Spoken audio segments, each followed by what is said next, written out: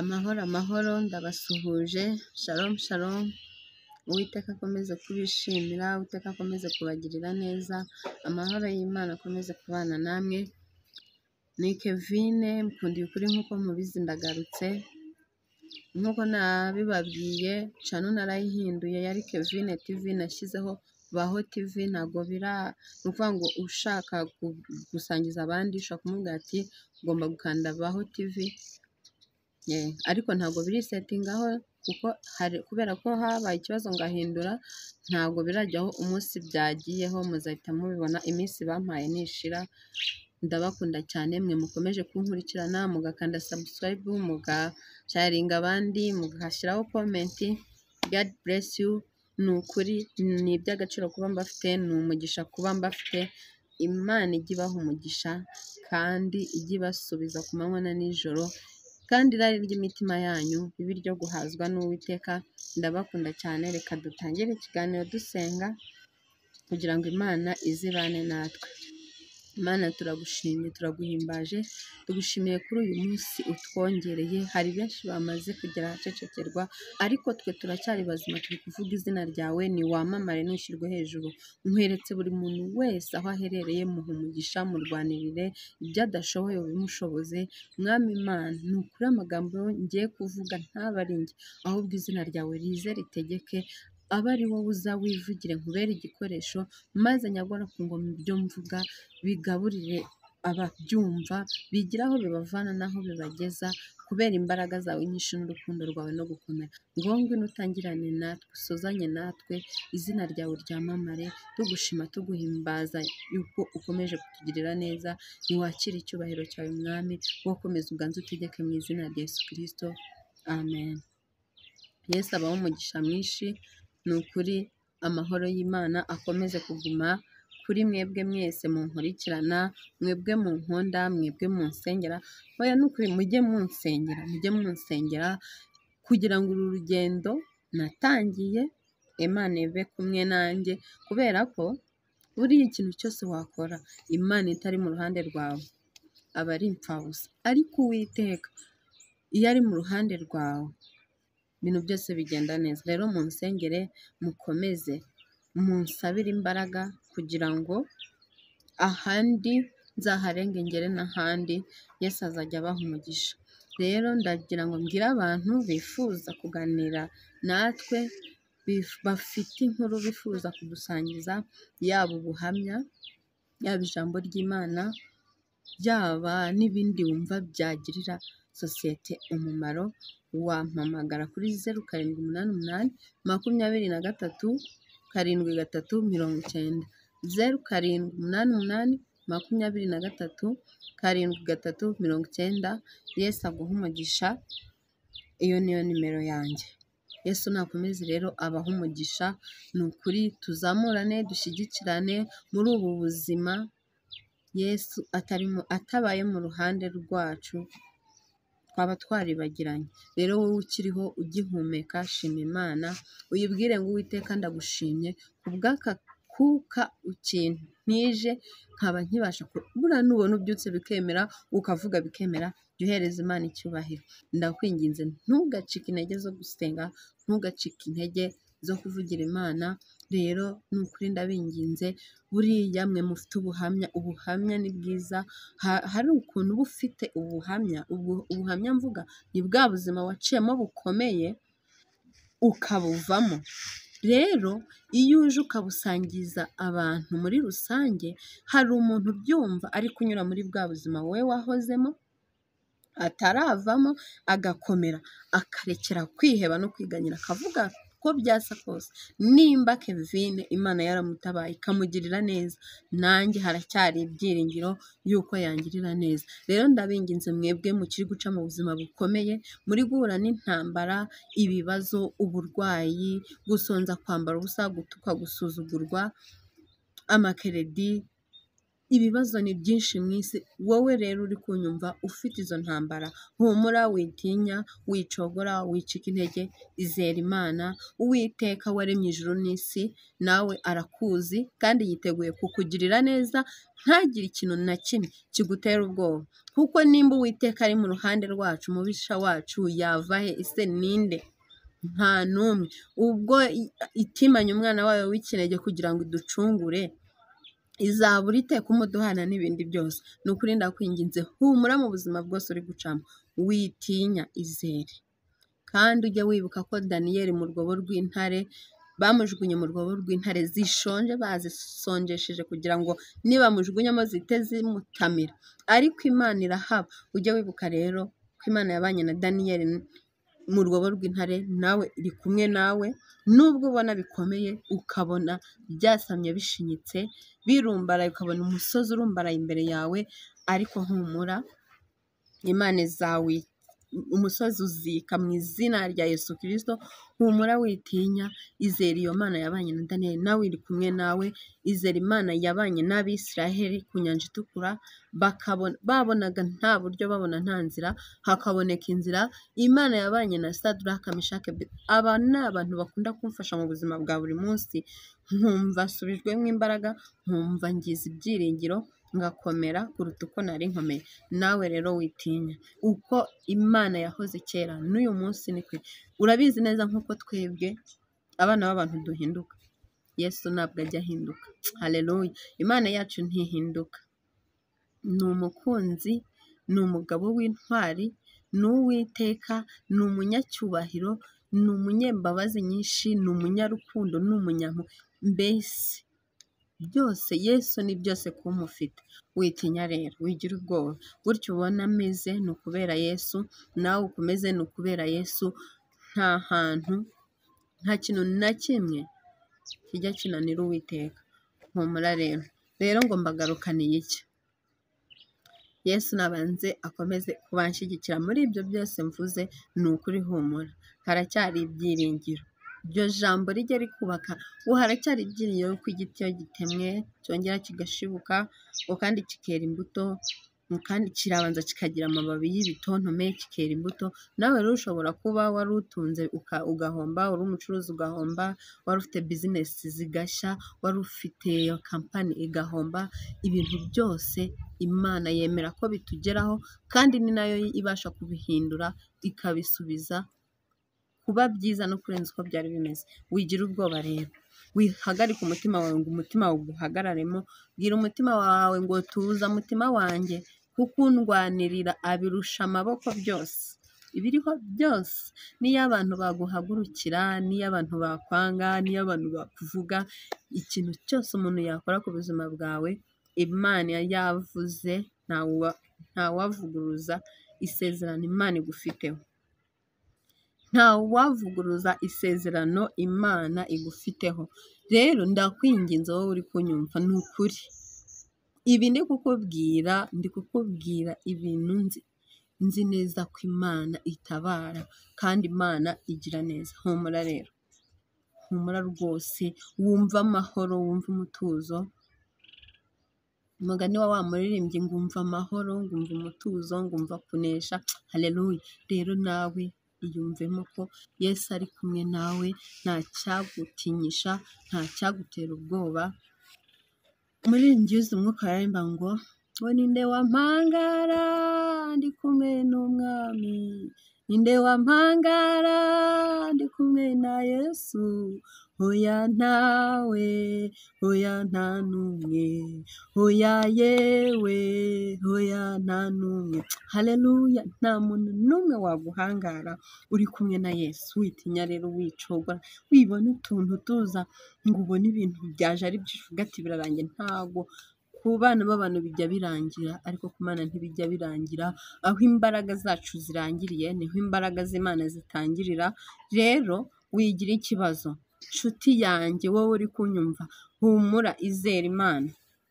Jya usenga wizeye, ugira ibyiringiro, uvuga ati uko byamera kose uyu munsi, nk'uko dutwita tukabyara umwana akicara, mbese niko nawe ubuzima bwawe bumeze. ntabwo wishaka ko ubuzima bwawe buhita buhinduka nk'uko ubitekereje, nk'uko ubyifuza. Gira kwihangana. Kwihangana bitera kunesha. Nugira kwihangana uzabona Imana. Nugira kwihangana uzabona Yesu. Yesu nabaha umugisha rero mwinshi cyane. Rero nshuti zanjye, uyu munsi ndifuza kuganira namwe kuri iki kintu. Maze iminsi ntekereza ku kintu kivuga ngo ntekereza ku isezerano. Urabona nk'uko Imana idusezeranya amasezerano ikayasohoza. Ijambo ry'Imana irinda ijambo ryayo ikarikurikirana kugeza irisohoje. Ndabizi ko ari Imana pe, twebwe turi abantu. Ariko noneho ndashaka kuganira namwe ku isezerano wagiranye n'umuntu, yaba inshuti yawe, yaba wowe umuryango, umugore n'umugabo, yaba inshuti y'umuturanyi, umuvandimwe, umwana wawe, kurinda isezerano ryawe. Nicyo kintu nifuza kuganiraho namwe. Hari ibintu ngenda ndeba mu bantu nkabona birateza imvururu, birateza impagarara. Navuze ati reka tubiganireho, wenda wowe uri kunyumva, nimba utabifite Imana iguhe umugisha, nimba unabifite uhinduke, kandi nimba utabifite, wowe utabifite ujye usharinga abandi bumve, kandi nawe ubaganirize, ubabwire ati rinda isezerano ry'inshuti yawe, ry'umugabo wawe, ry'umugore wawe, ry'umwana wawe, rya muvandimwe wawe. Yes, ibintu nk'ibyo ngibyo. Urabona muri ino minsi dufite ikintu cyo kuba turi twenyine bitewe no gukomeretswa n'abantu. Mu by'ukuri abantu bagiye bahura n'inshuti nyinshi zirabakomeretsa, bagiye bahura n'abantu benshi barabakomeretsa. Ugahura n'umuntu, wenda urugero ugasanga nk'umusore n'umukobwa barahuye barakundanye, ariko nyuma haje kubamo ikintu cyo kumuhemukira. Ugasanga duhuriye ahantu kuri shop runaka, turamenyanye, ariko nyuma nkaza wenda kuguhemukira. Ugasanga umuntu ni umuturanyi wawe, yarakwizeye, arakuganiriza, ariko nyuma ukaza kumuvamo ukamuhemukira. None rero bavandimwe, inshuti, bene data bakundwa, ndabinginze mureke duhindure iki kintu. Nimba uzi neza ko uri inshuti, ufite inshuti, ukaba uzi neza ko ikubitsa amabanga yiwe, akaza akakubwira ubuzima bwe, donc urabona akakubwira nyine icyo ari gutekereza, cyangwa se icyo yumvi, cyangwa se wenda ibyo ni ibisanzwe, okay. Ahubwo ndavuga akaza akakubwira bya bindi atabwira buri muntu wese, akakubwira mbese imvamutima ziwe. Hari ibintu tugira tutajya dupfa kubwira abantu bose, ntibibaho se? Ariko we akakugira inshuti, agashaka kukubitsa amabanga ye. Icyo nicyo kintu nshaka ko tuvugaho. Ugasanga akubikije amabanga ye, nyamara kuyarinda birakunaniye, kandi arabikubwiye kugira ngo aruhuke. Bene data bakundwa, hari ahantu tugera tugaca mu buzima bwinshi, tugacanganyukirwa, ni ukuri ukabura uwo watakira. Wenda njyewe Kevin nshobora kugira ibibazo, nkagenda nkibeta mu cyumba, cyangwa nkajya n'ahandi ngasenga Imana, nkabwira ati Imana, byandenze, byanshoboye, mfasha, ndengera, ndwanirira, mvuganira. Ibyo ngibyo nkabibwira Imana. Ariko wowe uri kunyumva, wenda wasanga ntabwo duteye kimwe. Hari umuntu uruhuka ari uko avuze. Rero ugasanga ahubwo se ndabwira nde mbigenze, akaza kukuruhukiraho, akakubwira buri kimwe cyose. Yamara kukikubwira, nawe rero urabizi abantu ukuntu tumeze, warangiza ukakiganiriza undi muntu. Nyamara mu by'ukuri ibanga ni irya babiri. Wabivuze yari yabibonye, iyo hajemo uwa gatatu birapfa, ntabwo riba rikiri ibanga. Nimba uvuganye n'inshuti yawe muri babiri, ni gute uri kuzanamo uwa gatatu? Gerageza wubake icyizere ku nshuti yawe, wubake icyizere ku wo mubana, wubake icyizere ku wo mugendana, wubake icyizere kuri famiye yawe.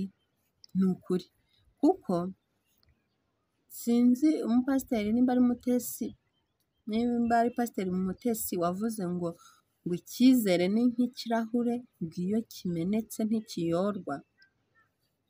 seriously nanjye ndabihamya neza ko ari uko bimeze, kuko njye narababwiye ngo nkunda kubabwira ibintu nanyuzemo ubuzima nzi, ku buryo wambaza ngo ibi bintu uvuga ubihagazeho, nkakubwira ati yes mbihagazeho.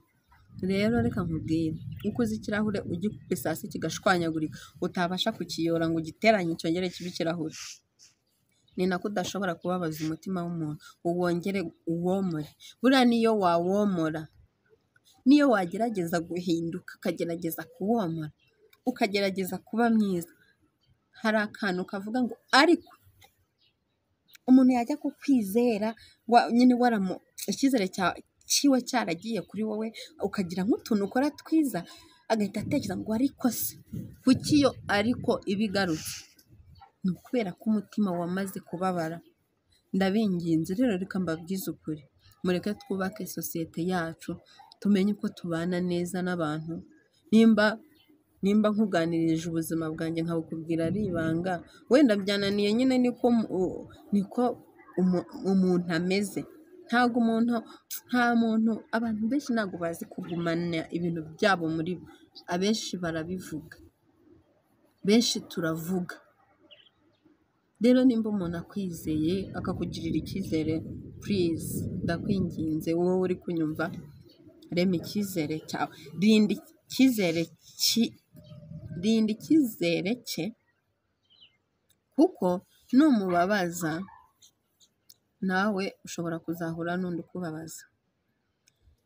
Kampere wenda ku miryango, umugore n'umugabo, ugasanga barabanye ariko habonetsemo ikintu giteza impagarara, giteza imvururu, gituma cya cyizere kigenda. Ndabinginze nimumenye kubana neza, wirinde ikintu cyatuma umukunzi wawe akubonaho agatotsi, kuko ibaza umuntu muzakomezanya ubuzima bwanyu bwose, muzabana mukabyarana mugasazana, icyizere iyo kigiye ese wakigarura gute? Wakora iki? Noneho reba, ugize umuturanyi aravuze ati mana yanjye ndagukunda ndakwishimira, akajya akubwira utuntu twose akakubwira ati ariko ibintu mba nkubwiye ni uko nananiwe kwihangana, ni uko numva nyine narisaze narengeye guturika. Mu by'ukuri wimuseka ngo uvuge ati kubera iki ari, ahubwo ni uko nyine yakugiriye icyizere, arabona uri umwana mwiza. Umuntu nakubona ko uri umwana mwiza wishaka kumwereka uruhande rurimo ajya, mwereke ko atibeshye atayobye, Imana izajya ibiguhera umugisha, kubera ko hari ikintu umuntu ashobora kukubitsa wakivuga, ni ukuri pe, ukaba wangije ibintu byinshi cyane. Umuntu ashaka kukubitsa ibanga warimena, n'urugo rwe ukaba warusenya, wenda n'umufiyase we bakaba batandukana, wenda n'inshuti ye bakaba batandukana, yewe n'umubyeyi n'umwana, kuko hari ababyeyi bafite ibintu bakora abana batazi, ushobora kuza akakubwira ati rero bimeze gutya na gutya, ukabura kivuze kigeze ku mwana we, umwana akabura urukundo rw'umubyeyi. Njyewe icyo nshaka rero mbasaba nk'inshuti zanjye, nimureke twubake sosiyete yacu neza, dutegurire abana bacu ubuzima bwiza, kuko buriya bajya bavuga ngo umwana uko arezwe niko akura. Rero nshuti yanjye, umenye ko n'uzajya wirirwa mu tugambo shushushushushushu uvuga hariya biracitse, hariya birahiye, hariya uzasanga mu bana ufite hari uzavamo ameze nawe, mu bana uzabyara hazavamo umushyushyarugamba. Kandi ujye umenya ko abantu bagira inkuru nyinshi bashyiramo n'ibintu batazi badahagazeho, ugasanga ejo baraguhamagaye ngo vayo usubiremo. Urumva ni ibintu muri iki kinyejana, urumva ibyo bintu tubikeneye. Tugeze mu kinyejana cy'uko buri wese amenye ibye, niyo wagira inshuti of course, ariko menye ibyawe, ujye mu kazi kawe, mu by'ukuri nugasoza wite ku muryango wawe, n'iyo nshuti yawe birumvikana mugomba guhura, mugomba kuganira, ariko igihe tugezemo ntabwo ari igihe cy'amagambo, ni igihe cy'ibikorwa. Isi iri kwirukankana n'ibigezweho, rero nuguma muri ibyo ngibyo, ukaguma mu kuvuga bagenzi bawe, ukaguma mu kuvuga inshuti zawe, uzasanga ari hahandi igihe cyakurenganye, kandi nyamara igihe cyagiye ntabwo kijya kigaruka. Buriya ntabwo igihe gishobora gusubira inyuma. Fatiraho rero igihe kitaragucika, mbabarira ugerageze ube muri sosiyete nta cyasha, ariko uzi kuba, ngize ukuri, uzi kuba ni urugero, wenda ukora kwa muganga se, uri umumotari, uri umunyonzi, uri umushoferi, uri umukirina, impande zose. Ibaze muri sosiyete urimo, iyo ubaye uri umunyamagambo, uzi ko bakubona bagahaguruka. Waba uri nko mu kazi, igihe cyarashigeze, waza bakubona akavuga ati ntabwo nicarana nawe. Ngaho mbwiza ukuri, kuko ntibibabaje, ntibiteye agahinda. Ndakwinginze rero, wituma abantu bagutinya bitewe n'imyitwarire, bitewe n'imyifatire yawe, bitewe n'imiterere, imivugire. Oya, gerageza ubeho abantu bifuza kugusanga, bavuga ati uriya muntu ni gute namugira inshuti, uriya muntu twamenyerana gute. Noneho abamama rero, reka mbabwize ukuri, abamama ndabakunda, ndabasuhuje, ariko nimba uzi ko uri umumama udafite akazi, ndakwinginze jya wisengera Imana, ugende uyititirize, wigenda ku muturanyi mwirirwa mwicaye muvuga, nyamara mu byo muri kuvuga nta mumaro.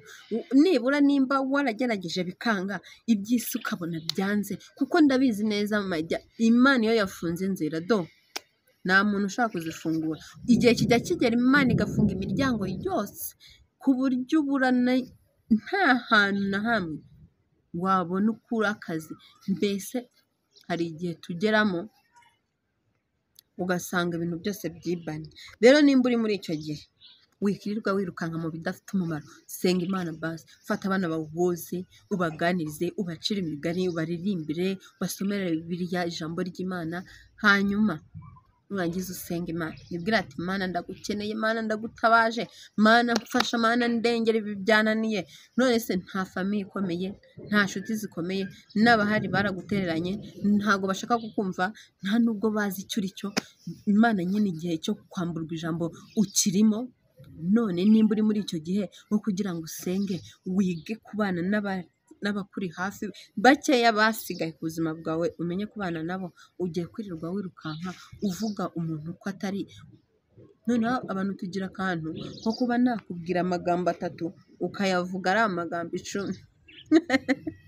Nakubwiye amagambo 3 ariko mu by'ukuri uvuze 10 ntavuze. Rero ndakwinginze mwene data, wijya muri ibyo. Shaka kuntu uba busy, shaka ibintu ugiramo by'umumaro. Nukuri erega ndabizi neza ko bijya byanga, nkuko ndi kubikubwira, akazi kajya kabura, imibereho igiye yanga, ariko se nimba ibuze, nibyo biguha motivasiyo yo kujya kuvuga abantu, cyangwa ahubwo cyakaguha motivasiyo yo kujya gushaka uburyo ki ugomba kubaho kugira ngo ubuzima bwawe burusheho kugenda neza, ndetse n'abo mwegeranye. Rero nshuti zanjye, ndabinginze n'ukuri, dutegure ubuzima bwacu neza, bw'imiryango yacu, mu kazi dukora, aho tugenda, muri famiye. Ndakwinginze intangarugero, uzi ukuntu nkunda kuvugwa neza, uzi nk'iyo umuntu ndi kumva avuga ati yo uriya mama ni mwiza, ni umwana mwiza, agira imico